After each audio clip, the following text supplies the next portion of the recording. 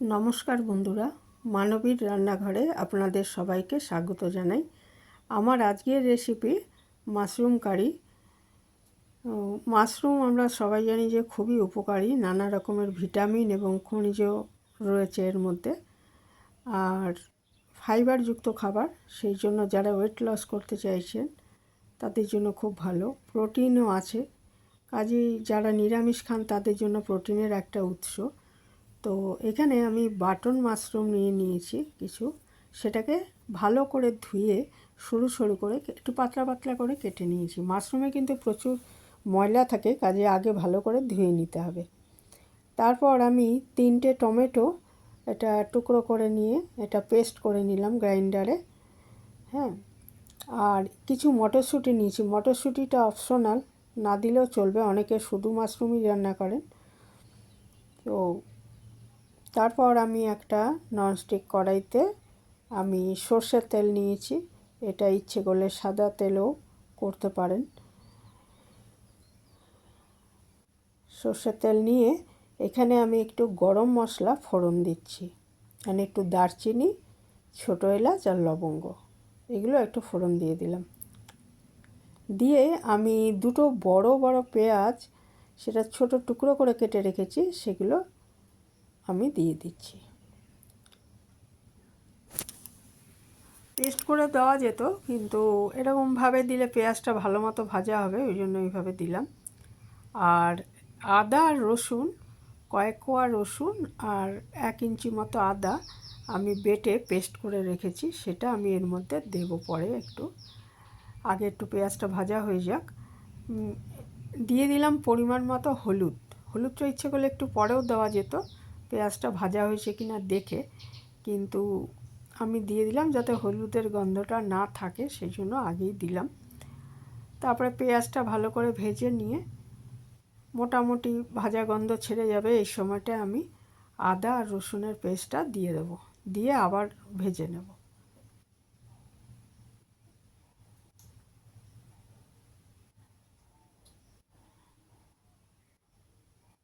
পেঁয়াজটা ভালো মতো ভেজে নিচ্ছি। ভালো মতো ভাজা হলে খেতে ভালো লাগবে আর কি।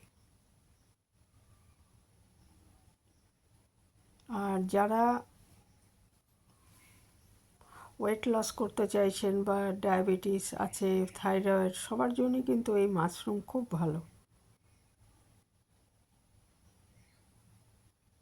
অনেকে তো মাশরুম খেতে খুব ভালোবাসেন, যারা ভালোবাসেন না তারাও উপকারের জন্য এটা খেতে পারেন রান্না করে। তো এইভাবে রান্না করলে বেশ ভালো লাগে। আদা আর রসুন বাটাটা আমি এর মধ্যে দিয়ে দিলাম। আর আমি একটু গরম মশলা বাড়িতে আমি সাধারণত করে নিই, মানে দারচিনি, লবঙ্গ আর এর ছোটো এলাচ আমি গুঁড়ো করে রেখেছি, শুকনো খোলায় ভেজে গুঁড়ো করে রেখেছি, এটা আমি পরে দেবো এর মধ্যে।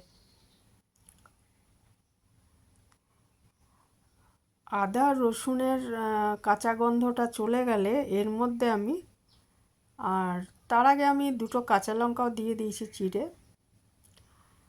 আর আদা রসুনের কাঁচা গন্ধটা চলে গেলে এর মধ্যে আমরা টমেটো পিউরিটা দিয়ে দেবো।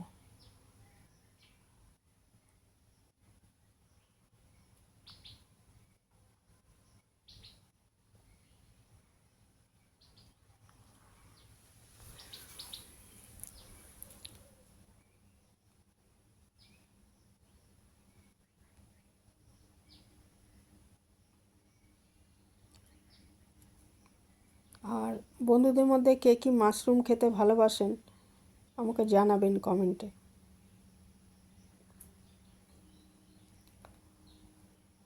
টমেটো পিউরিটা এর মধ্যে দিয়ে দিলাম, দিয়ে খুব ভালো মতো এটা কষিয়ে নেব। এটাও যখন ভালো মতো কষানো হয়ে যাবে, টমেটোর মধ্যে তো জল আছে, এটা যখন ভালো মতো কষানো হয়ে যাবে তখন এর মধ্যে আমি মাশরুমগুলো, যেগুলো আমি খুব ভালো করে ধুয়ে কেটে রেখেছি সেগুলো, আর মটরশুঁটি যেটা রেখেছি সেটা দিয়ে দেবো এর মধ্যে।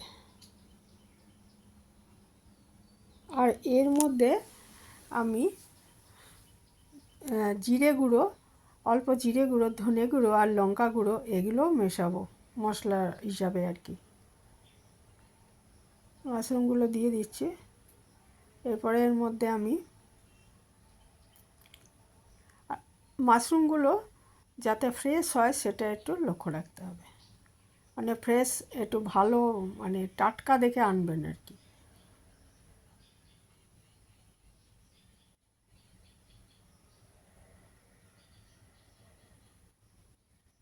মটরশুঁটি দিয়ে দিচ্ছি।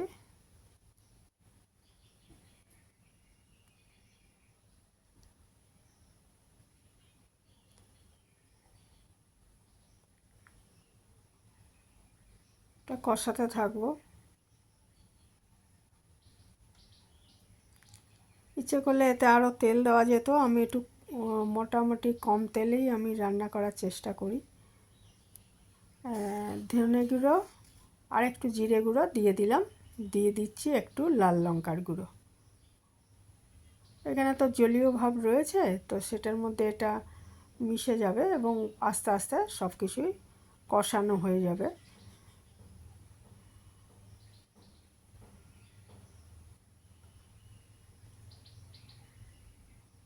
আর লঙ্কা গুঁড়ো দিয়ে দিয়েছি পরিমাণ মতো।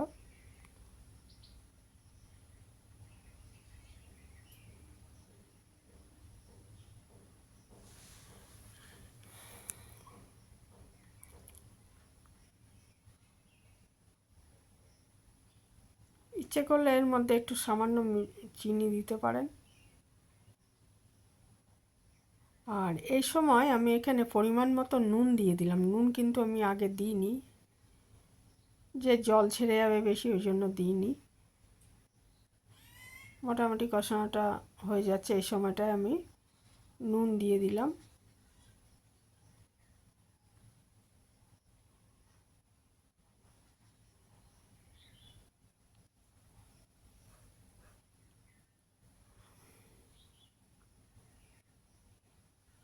নুনটা দেওয়ার পর আর জল ছেড়ে আসছে, তো এটা আমাকে এখন আঁচটা একটু বাড়িয়ে দিয়ে ভালো মতো এটাকে জলটা শুকিয়ে নিতে হবে, তাহলে এটা কষানো হয়ে যাবে, মশলার কাঁচা গন্ধগুলো চলে যাবে এবং তারপরে আমি এর মধ্যে পরিমাণ মতো জল মেশাবো। আমি যেরকম ঝোল রাখতে চাই, এটা একটু মাখা মাখাই ভালো লাগবে, ভাত রুটি দুটোর সাথেই ভালো লাগবে, আর জিরে রাইস, যে কোনো পোলাও এগুলোর সাথেও ভালো লাগবে খেতে, আর পরোটার সাথে কিন্তু খুব ভালো লাগে খেতে এটা।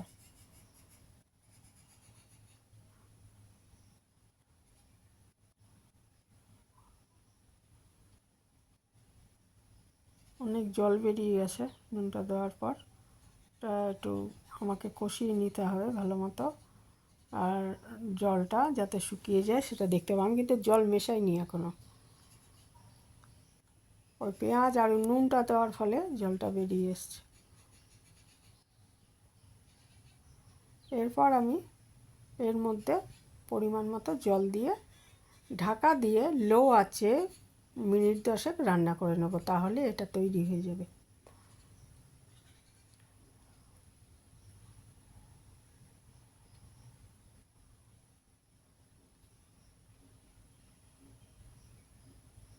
আর 10 মিনিট ঢাকা দিয়ে রান্না করে নেওয়ার পর ঢাকাটা খুলে এর মধ্যে আমি যে গরম মশলা আমি করে রেখেছি সেটা দেব।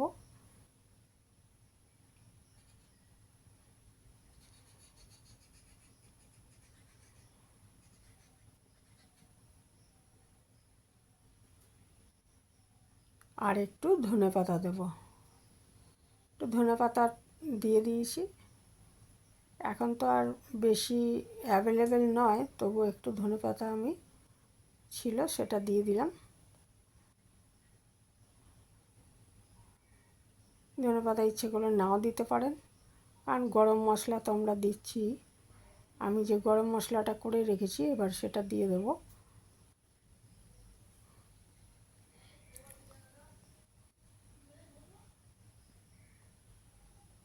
গরম মশলাটা দিয়ে দিচ্ছি, দিয়ে ভালো করে মিশিয়ে ঢাকা দিয়ে 1-1.5 মিনিট রেখে দেবো, যাতে গন্ধটা, গরম মশলার গন্ধটা এর ভেতরে চলে যায়। একদমই এটা আমার ঝোল বিশেষ নেই, শুকনো শুকনোই হয়েছে। ইচ্ছা করলে একটু ঝোল রাখতে পারেন।